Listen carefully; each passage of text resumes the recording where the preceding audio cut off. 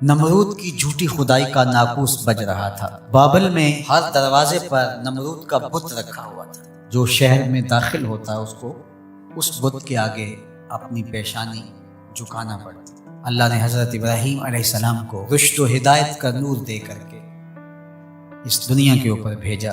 حضرت ابراہیم علیہ السلام لوگوں کے رویے جو ان بتوں کے ساتھ جڑے ہوئے تھے اس سے بہت آزردہ تھے۔ قوم سال میں ایک بہت بڑا میلہ منعقد کیا کرتی تھی شہر سے باہر، اور سب وہاں جایا کرتے تھے۔ ناچ گانا ہوتا، رقص و سرود کی محافل ہوتی۔ جناب ابراہیم بھی بلوغت کی عمر میں قدم رکھ چکے تھے۔ کہا کہ آپ بھی آئیے۔ فرمایا انی سقیم، میں تمہارے رویوں سے پہلے ہی بیزار ہوں، تنگ دل ہوں، تو مجھے مزید وہاں لے کے جانا چاہو گے؟ یہ تو کبھی نہیں ہو سکتا۔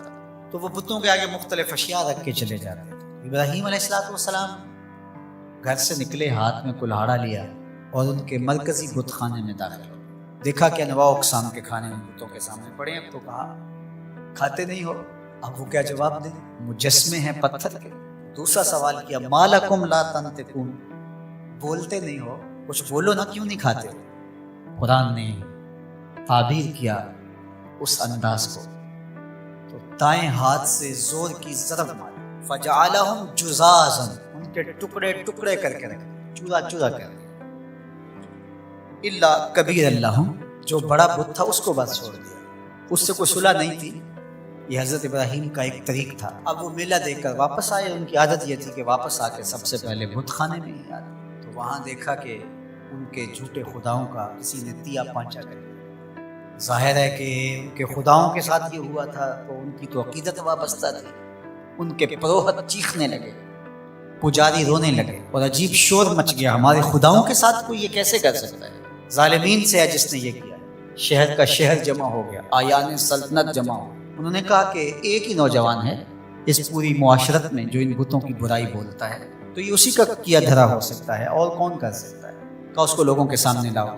اللہ اکبر، ہزاروں کا مجمع ہے، نمرود سے لے کر کے حکومت کے کارندوں تک سب موجود ہیں، اور حضرت ابراہیم علیہ السلام چڑھتی جوانی، عنفوان شباب، پیشانی پہ چمکتا ہوا نور، روشن اور تاباں چہرہ، توحید کا اجالا آپ کی آنکھوں سے پھوٹتا ہوا، زیر لب ہلکی سی مسکراہٹ، دربار میں پہنچے۔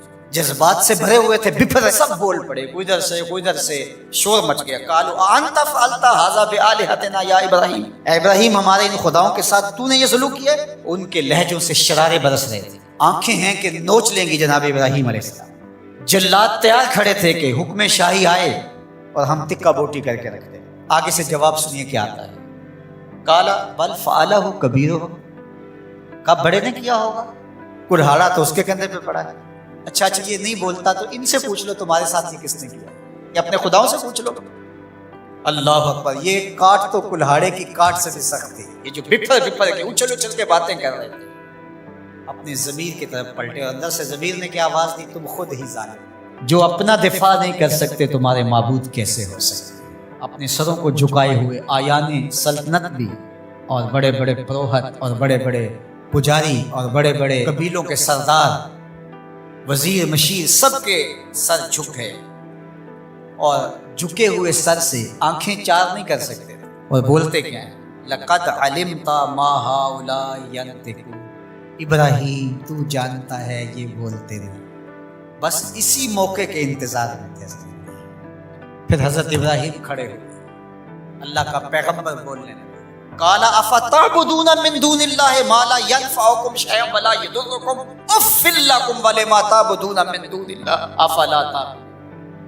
افسوس ہے تمہارے اوپر، ان کو پوچھتے ہو جو تمہیں فائدہ بھی نہیں دے سکتے، نقصان بھی نہیں دے سکتے۔ اف لکم، یہ کاٹ ہے جو کلہاڑے سے بھی سخت ہے، یہ ضرب لگ رہی ہے، اف لکم، افسوس ہے تمہارے اوپر، ولما تعبدون من دون اللہ، اور ان پر افسوس ہے جن کو تم اللہ کے علاوہ پوچھتے ہو۔ افلا تعقلون، تمہاری کھوپڑی میں دماغ نہیں؟ سوچو تو صحیح۔ اب اس کا کیا جواب ہو سکتا تھا؟ جب جواب نہ ہو، دلیل اور استدلال کی زبان بند ہو جائے تو پھر اونچے ہتھ کنڈوں پہ لوگ آ جاتے ہیں، کیسے جلا دو اور اپنے خداؤں کی مدد کرو۔ ایک چیخا جلائی گئی، ہزاروں من ایندھن جمع کر کے اس کو آگ دی گئی۔ اب ابراہیم علیہ السلام کو اس آگ میں ڈالا جانے لگا ہے۔ جبریل حاضر خدمت ہوتے ہیں کہ اے ابراہیم، میں تمہارا پیغام لے کے رب کے حضور حاضر ہوتا ہوں، کیا التجا ہے، کیا دعا ہے رب کے حضور؟ تو جناب ابراہیم بولتے ہیں اے جبریل مجھے بتاؤ ان کے دل میں کس نے ڈالا کہ یوں چیخا جلائی جائے اور جہاد میں ڈالا جائے؟ کہا رب جلیل نے. کہا جلیل کی یہ مرضی ہے تو خلیل کی بھی یہی مرضی ہے. جے سونا میرے دکھ وچ راضی، جے سونا میرے دکھ وچ راضی، میں سکھ نو چلے ڈاواں. اگر وہ اس بات پہ راضی ہے کہ میں جلوں تو 100 بار جلنے کے لیے.